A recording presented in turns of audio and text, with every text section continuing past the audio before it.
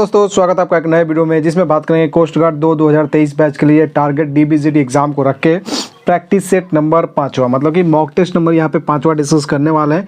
और साइंस और जीके का यहाँ पे मॉक टेस्ट कराया जाता है और ये 5वां क्लास है, मतलब कि 5वां मॉक टेस्ट है। समझिए 5वीं बार एग्जाम दे रहे हैं। पढ़ो वही जो एग्जाम में आए। आपको पता है ये सिर्फ साइंस में आपको पता है 10 क्वेश्चन और 5 जीके के 15 क्वेश्चन। इसको ना समझिएगा, हम यहाँ पे पर डे 50 से 60 क्वेश्चन डिस्कस कर लेते हैं, राइट। तो वीडियो को लाइक कर दीजिएगा, शेयर कर दीजिए। सपना है डिफेंस में ही जाना है, स्पेशली कोस्ट गार्ड में ही जाना है, तो फटाफट चैनल को सब्सक्राइब कीजिए, बेल आइकन के बटन को प्रेस कीजिए ताकि जो भी अपडेट है, जो भी इन्फॉर्मेशन है, जो भी क्लासेस अपडेट है, सबसे पहले आप तक पहुंचते रहें। एंड टेलीग्राम से जुड़ जाएगा, वीडियो के डिस्क्रिप्शन में टेलीग्राम का लिंक भी दे रखा है, वहाँ पे आपको इन्फॉर्मेशन मिलती रहती है। एंड कोई भी डाउट हो, कोई भी क्वेश्चन हो, कोई भी कॉमेंट सेक्शन में आज कीजिएगा। कोस्ट गार्ड मतलब परमजीत क्लासेस ऐसे ही बच्चे नहीं बोलते हैं। एक बार जुड़ के देखिए, 100% श्योर सिलेक्शन होने वाला है।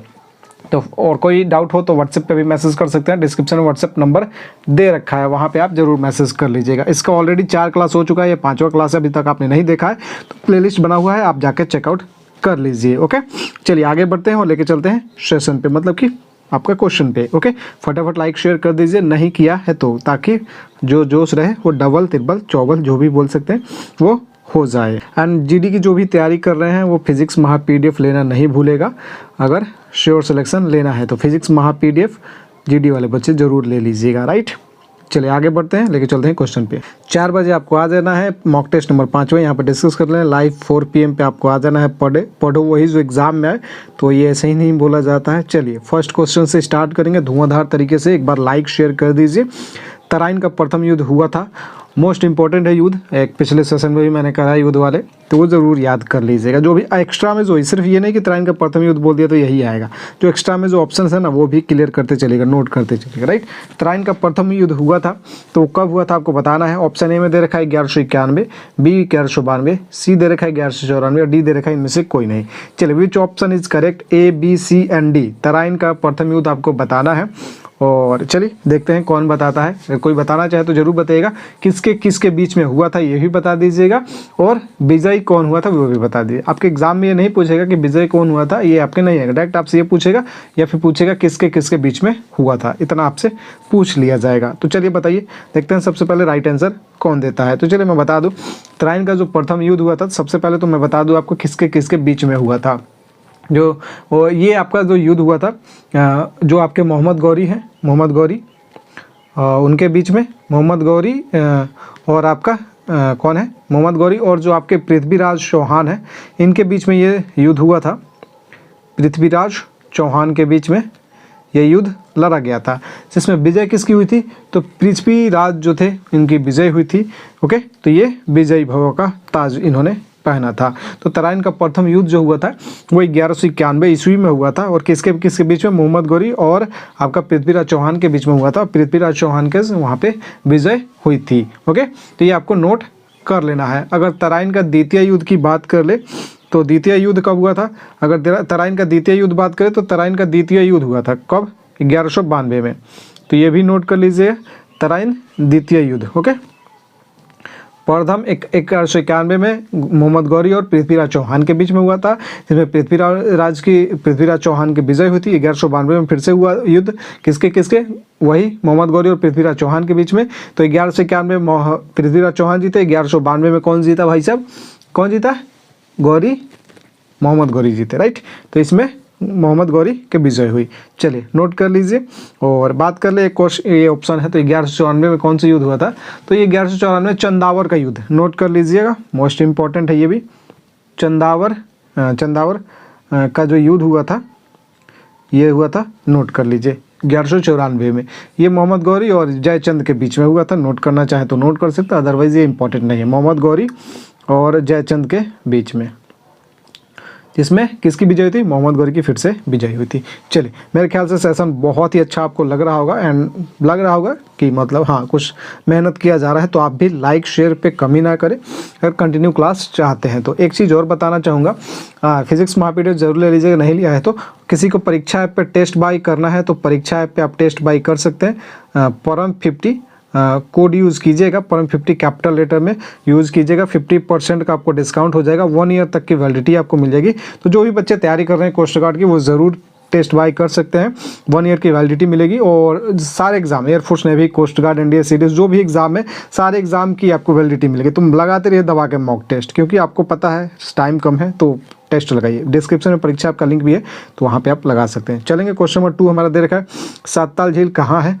ऑप्शन ए दे रखा है उत्तराखंड, बी राजस्थान, सी जम्मू कश्मीर, डी दे रखा है इनमें से कोई नहीं। राइट, तो देखते हैं सबसे पहले राइट आंसर कौन देता है। सातताल झील कहाँ पर है। सबसे पहले झील वाला ऑलरेडी मैंने आपको एक वीडियो में करा रखा है, 20 या 22 मिनट का वीडियो होगा। वही मैंने जो बोला था जीके का खेल खत्म सीरीज था, वो ज़रूर देख लीजिएगा। उसमें मैंने बोला था 2-3 नंबर वहाँ से फिक्स हो जाएंगे 5 क्वेश्चन में, तो वो ज़रूर आप 7 वीडियो देख लीजिएगा, 8 वीडियो है। ओके, चलिए, तो ये सातताल झील कहाँ पे आपको बता देना है। ऑप्शन उत्तराखंड, राजस्थान, जम्मू कश्मीर, डी दे रखा है इनमें से कोई नहीं। तो मैं आपको बता दूँ सातताल जो झील है वो है आपका कहाँ पे है भाई साहब, तो वो है उत्तराखंड में। राइट, कहाँ पे है, उत्तराखंड में है। अगर और बात कर ले जैसे कि सातताल आपका कहाँ पे, उत्तराखंड में। एक चीज़ ठीक मैं बता दूँ, यहाँ पे आपने वो वीडियो देखा होगा तो आपको पता ही होगा। और कौन कौन से उत्तराखंड में आपके झील हैं वो मैं बता दूँ। जितने भी लास्ट में, जैसे देखिए मैं आपको बता दे रहा हूँ, ये नैनीताल, लास्ट में आपको ताल आना चाहिए। नैनीताल हो गया, उसके बाद राकस ताल हो गया, राकस ताल, नैनीताल, सातताल, मालाताल, मालाताल, ये जितने हैं ना, मालाताल, राकसताल, नैनीताल, सातताल, ये जो जितने झील आपको दिखाई दे रहे हैं। उसके बाद दे रखा है देवताल।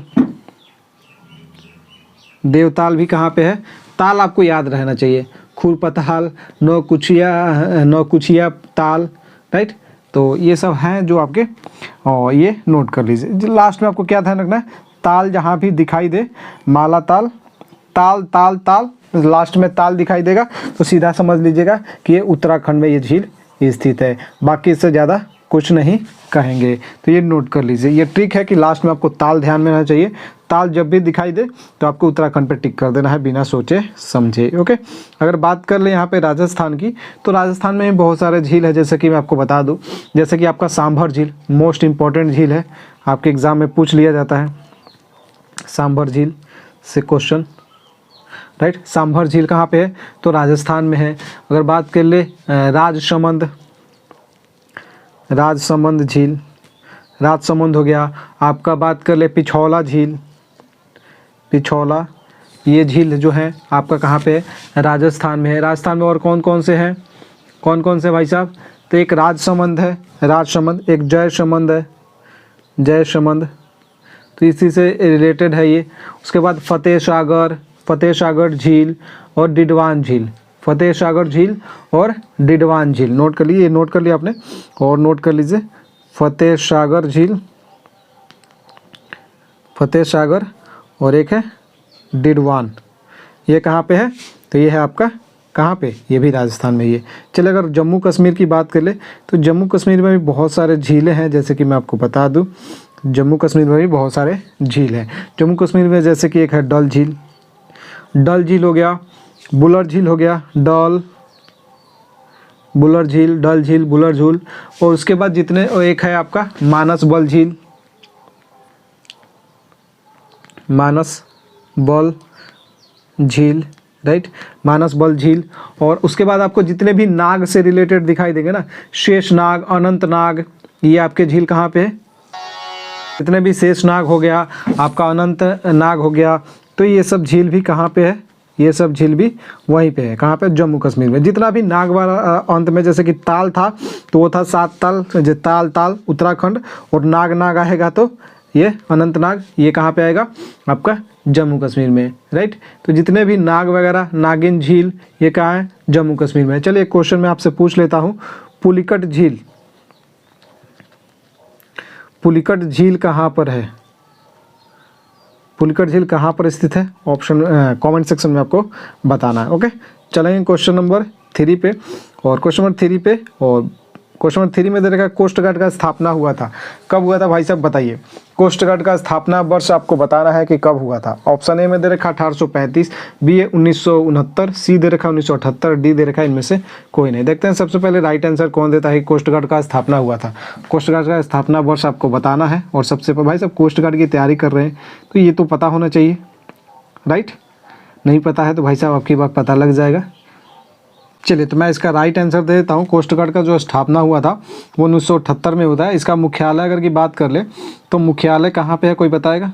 मुख्यालय भाई साहब, मुख्यालय हेडक्वार्टर है आपका नई दिल्ली में, राइट। तो ये नोट कर सकते हैं, राइट।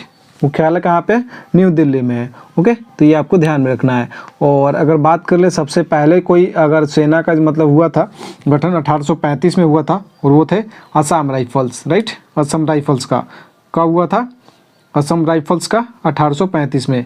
तो ये भी आपको याद कर लेना है। इसका मुख्यालय कहाँ पे?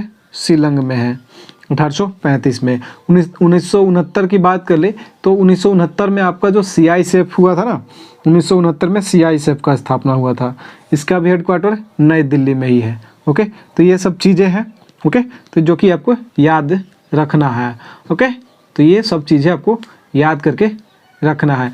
अगर हम आपसे पूछ ले NSG का स्थापना वर्ष, NSG का, तो NSG का स्थापना जो राष्ट्रीय सुरक्षा गार्ड होते हैं, ओके, नेशनल सिक्योरिटी गार्ड जो होते हैं NSG, इनका स्थापना वर्ष हुआ था 1984 में। इसका भी हेडक्वार्टर न्यू दिल्ली में ही है। तो नोट कर सकते हैं आप, इंपॉर्टेंट है तो बता दिए। चलिए क्वेश्चन नंबर चलेंगे 4 पे। एंड क्वेश्चन नंबर 4 में दे रखा है कि कोणार्क मंदिर कहाँ पर स्थित है, आपको बताना है। मोस्ट इंपॉर्टेंट क्वेश्चन है कोणार्क मंदिर। मंदिर से रिलेटेड भी किसी न किसी शिफ्ट में आपको एग्जाम में, आपका कोस्ट गार्ड के एग्जाम में किसी न किसी शिफ्ट में आपको देखने को मिलेगा, राइट। ऑप्शन ए दे रखा है उड़ीसा, बी तमिलनाडु, सी महाराष्ट्र और डी दे रखा है इनमें से कोई नहीं। चलिए देखते हैं इसमें से राइट आंसर कौन देता है। कोणार्क मंदिर कहाँ पर स्थित है? उड़ीसा, तमिलनाडु, महाराष्ट्र या फिर इनमें से कोई नहीं। चलिए देखते हैं सबसे पहले राइट आंसर कौन देता है। चलिए तो कोणार्क मंदिर जो है वो कहाँ पे है? उड़ीसा में है, राइट। कहाँ पे? पूरी उड़ीसा। तो ये आपको ध्यान में रखना है। ओके, मोस्ट इंपॉर्टेंट है। अगर उड़ीसा में बात कर ले और कौन कौन सी मंदिरें हैं, तो उड़ीसा में अगर बात करें तो उड़ीसा में देखिए जैसे कि आपका है एक तो कोणार्क सूर्य मंदिर जो है, कोणार्क मंदिर जो कि आपका पूरी उड़ीसा।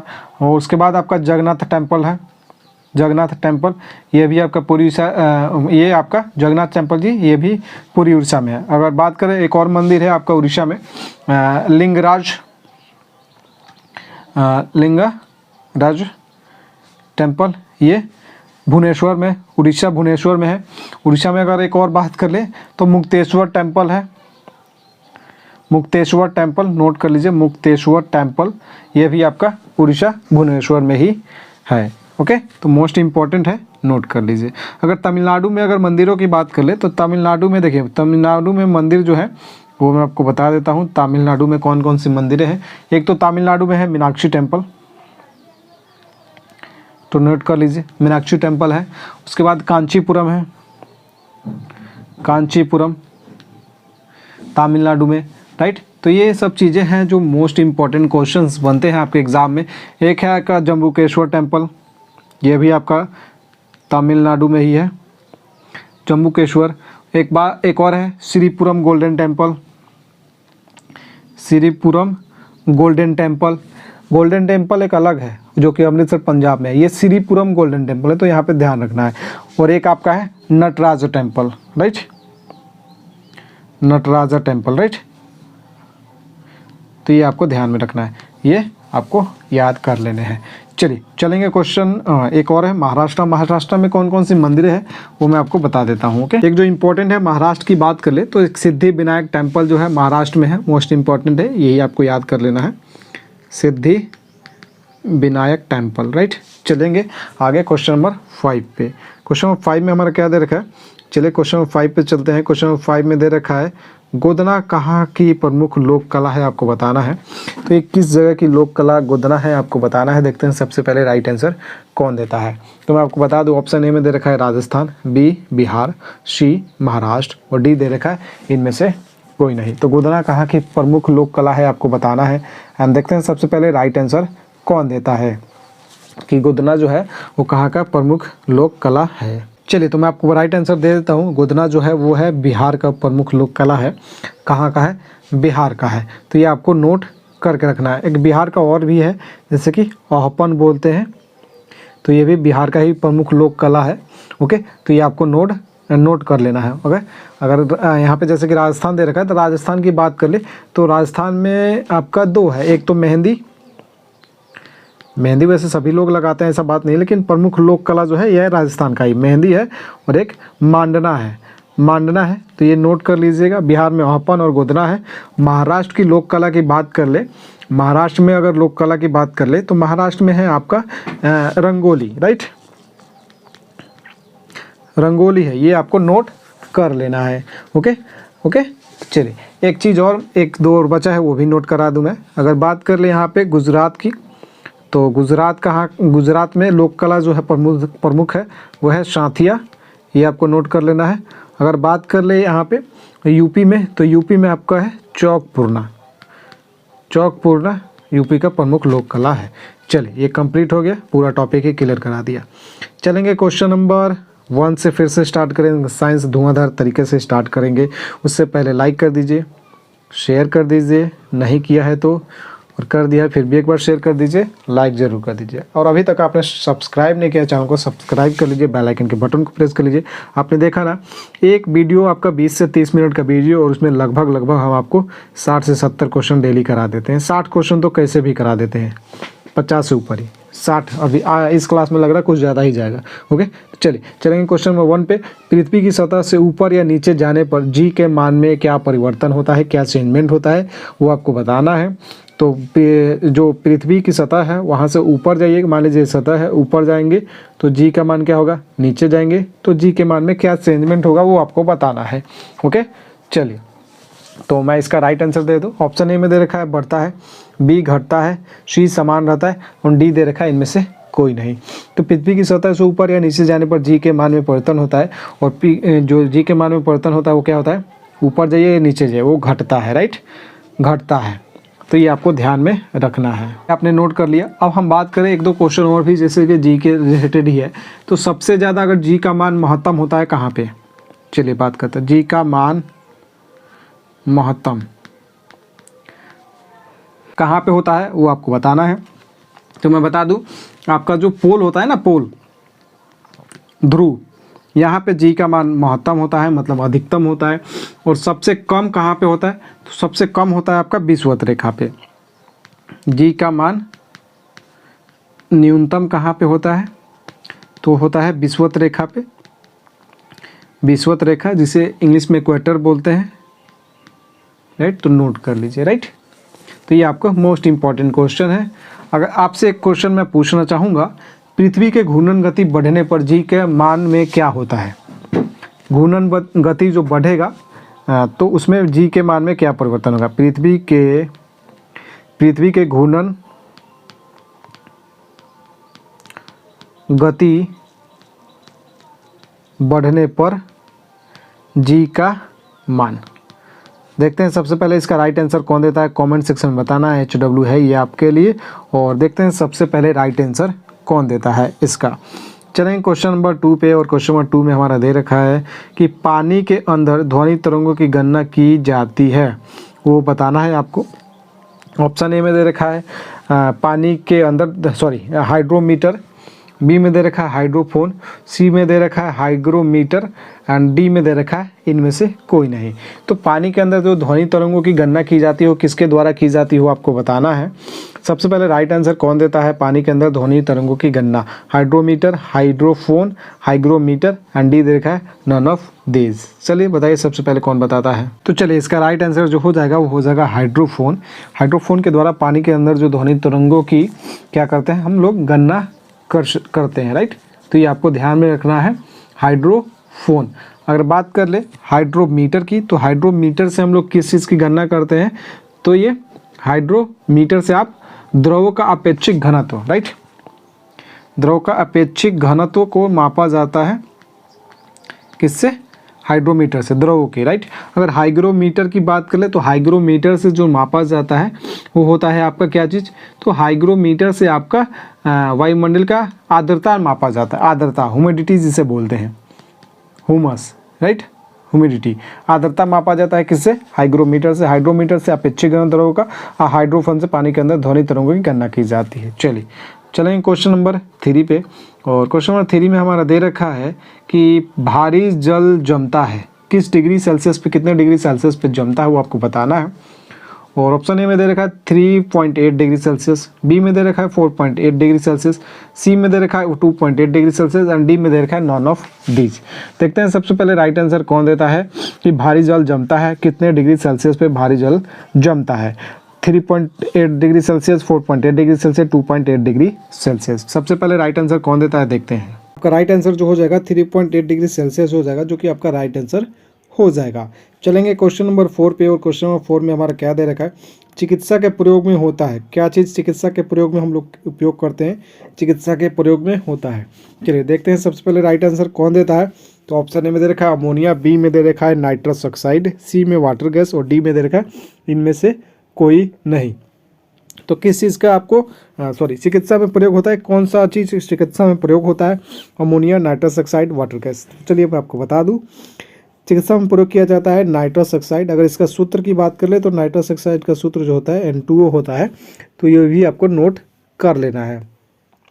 अमोनिया का सूत्र जो होता है ये नोट कर लीजिए, NH3। और इसका प्रयोग किस किस के प्रतिकारक के रूप में, आइस फैक्ट्री में रेयान बनाने में, राइट। आइस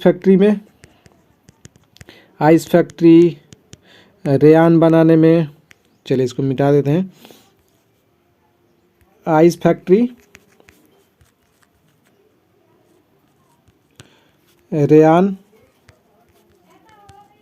बनाने में, और एक चीज़ है प्रतिकारक के रूप में, नोट कर लीजिए भाई साहब।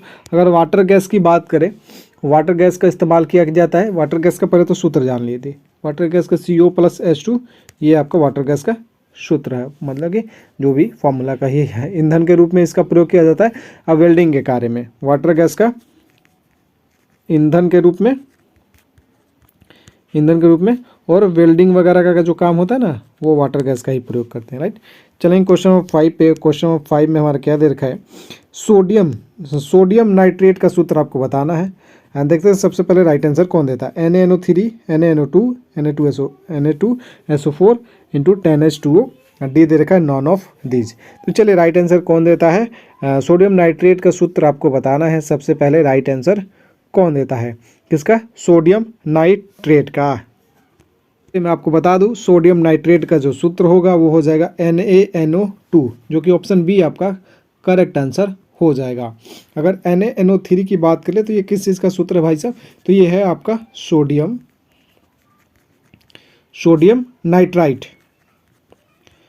नाइट्राइट का सूत्र है, नाइट्राइट, राइट, ध्यान रखना है, सोडियम नाइट्राइट का, राइट। तो ये आपको ध्यान में रखना है।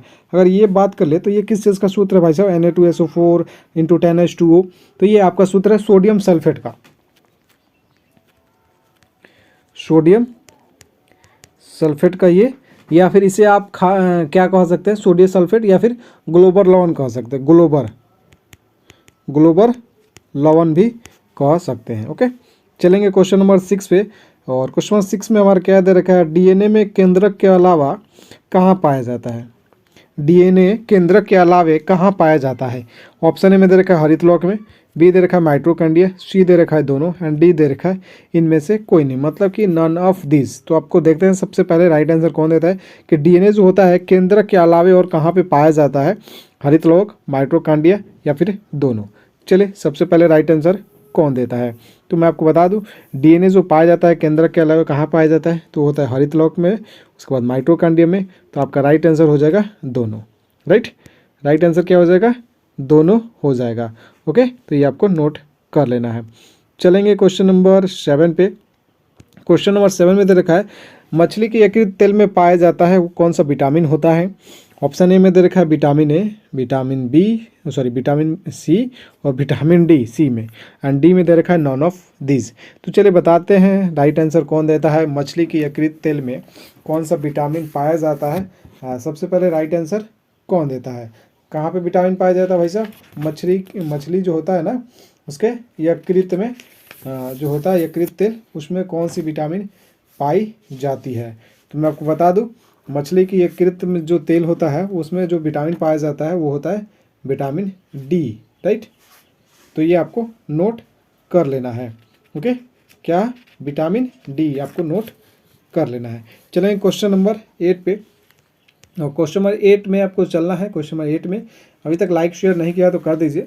चूहा मारने में उपयोग होता है, कौन सा फॉस्फोरस का उपयोग हम चूहा मारने में करते हैं वो आपको बताना है। ऑप्शन ए में दे रखा है लाल फॉस्फोरस, बी दे रखा है श्वेत फॉस्फोरस, सी दे रखा है दोनों, एंड डी दे रखा है इनमें से कोई नहीं। 99% बच्चे इस क्वेश्चन को गलती मेरे ख्याल से करेंगे अकॉर्डिंग टू मी। अब देखते हैं, अब आपकी मर्जी। चूहा मारने में उपयोग होता है, कौन सा चीज़ हम इस्तेमाल करते हैं चूहा मारने में? लाल फॉस्फोरस, श्वेत फॉस्फोरस या फिर दोनों? बहुत सारे बच्चे इसका आंसर क्या देंगे मुझे पता है। चल तो मैं आपको बता दूं, तो मेरे ख्याल से बहुत सारे बच्चे आपका राइट आंसर दे रहे होंगे दोनों दोनों दोनों, बट ये आपका राइट आंसर नहीं है, ना ही लाल आपका राइट आंसर है। तो आपका करेक्ट आंसर जो हो जाएगा वो हो जाएगा श्वेत फॉस्फोरस। लाल फॉस्फोरस का इस्तेमाल कहाँ पे किया जाता है? जो माचिस की डिब्बी होती है ना, उस पर लाल वाला जो रहता है ना, वो माचिस की डिब्बी पे, वही आपका लाल फॉस्फोरस। श्वेत फॉस्फोरस चूहा मारने में प्रयोग किया जाता है। ओके, तो ये आपको ध्यान में रखना है। चलेंगे क्वेश्चन नंबर 9 पे, और क्वेश्चन नंबर हमारा 9 में दे रखा है बेरी से प्रभावित अंग है। आपको बताना है कि बेरी जो रोग होता है उससे कौन सा अंग प्रभावित है। देखते हैं सबसे पहले राइट आंसर कौन देता है। ए में दे रखा है तंत्रिका तंत्र, बी में अस्थि दे रखा है, सी में त्वचा दे रखा है, और डी में दे रखा है इनमें से कोई नहीं, मतलब कि नॉन ऑफ दीज। बेरी से प्रभावित अंग है, कौन सा अंग है बेरी से प्रभावित अंग? तंत्रिका तंत्र, अस्थि, त्वचा या फिर डी नॉन ऑफ दीज। चले तो मैं आपको राइट आंसर दे देता हूँ। बेरी से जो मतलब कि अंग प्रभावित है वो कौन सा है। ओके, तो फटाफट आप लोग नोट कर लीजिए। बेरी से जो प्रभावित है वो है आपका कौन सा, जल्दी से बताइए। मैं आपको बता दूं, वो है आपका तंत्रिका दंत, जो कि ऑप्शन ए आपका करेक्ट आंसर हो जाएगा। चलेंगे क्वेश्चन नंबर लास्ट, और लास्ट मतलब 10वां नंबर क्वेश्चन पे। तो फटाफट आपको शेयर कर देना है, लाइक कर देना है, सब्सक्राइब नहीं किया तो सब्सक्राइब कर लीजिए भाई साहब। वाष्पन, यहाँ पर थोड़ा सा मिस्टेक हुआ है, ये वाष्पन होगा। वाष्पन की गुप्त ऊष्मा का मान होता है, वाष्पन की गुप्त ऊष्मा का मान होता है। ऑप्शन ए में दे रखा है 80 कैलोरी प्रति ग्राम, बी में दे रखा है 540 कैलोरी प्रति ग्राम, सी में दे रखा है 210 कैलोरी प्रति ग्राम, एंड डी में दे रखा है इनमें से कोई नहीं। बहुत सारे बच्चे, मतलब मुझे लग रहा है कि 50 to 60% बच्चे इसका आंसर क्या देंगे मुझे पता है, मतलब कि गलत आंसर देने वाले हैं। ओके, वाष्पन की गुप्त ऊष्मा का मान क्या होता है? बहुत सारे बच्चे बोलेंगे कि आपका जो राइट आंसर हो जाएगा 80 कैलोरी प्रति ग्राम, जो कि बिल्कुल गलत है। ओके, ये आपका गलत आंसर है। चलिए, तो राइट आंसर क्या हो जाएगा भाई साहब? तो ये हो जाएगा वाष्पन की गुप्त ऊष्मा का मान जो होता है 540 कैलोरी प्रति ग्राम, जो कि ऑप्शन बी आपका करेक्ट आंसर हो जाएगा। कैसा लगा सेशन एक बार बता दीजिए कमेंट बॉक्स में, राइट। और जो क्वेश्चन आपसे पूछा है वो भी बता दीजिए।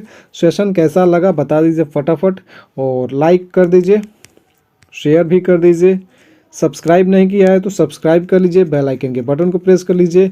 बाकी कोई भी डाउट हो, कोई भी क्वेश्चन हो, क्वेरी हो, आपको डिस्क्रिप्शन में नंबर दे रखा है, वहाँ पे मैसेज कीजिए व्हाट्सएप पे, या फिर कमेंट बॉक्स में आस्क कीजिए। या और भी जैसे कि किसी सब्जेक्ट से रिलेटेड आपको PDF वगैरह चाहिए तो आप मैसेज कर सकते हैं उसी नंबर पे। एक चीज़ और, परीक्षा पे जो भी बच्चे अभी टेस्ट नहीं ला रहे हैं तो परीक्षा पे टेस्ट बाय कर लीजिए, 50% का डिस्काउंट मिलेगा। परम 50 कोड यूज़ कीजिएगा, राइट। परम 50 कोड यूज़ कीजिएगा, 50% का डिस्काउंट और 1 ईयर तक की वैलिडिटी आपको मिल जाएगी। तो ये सबसे अच्छा मौका है आपके लिए कुछ करने का। ओके, तो वीडियो को लाइक कीजिए और शेयर कीजिए। सपना है डिफेंस में, स्पेशली कोस्ट गार्ड में जाना है तो परमजीत क्लासेस मतलब कोस्ट गार्ड, मतलब कि कोस्ट गार्ड मतलब परमजीत क्लासेस। जय हिंद, जय भारत, वंदे मातरम।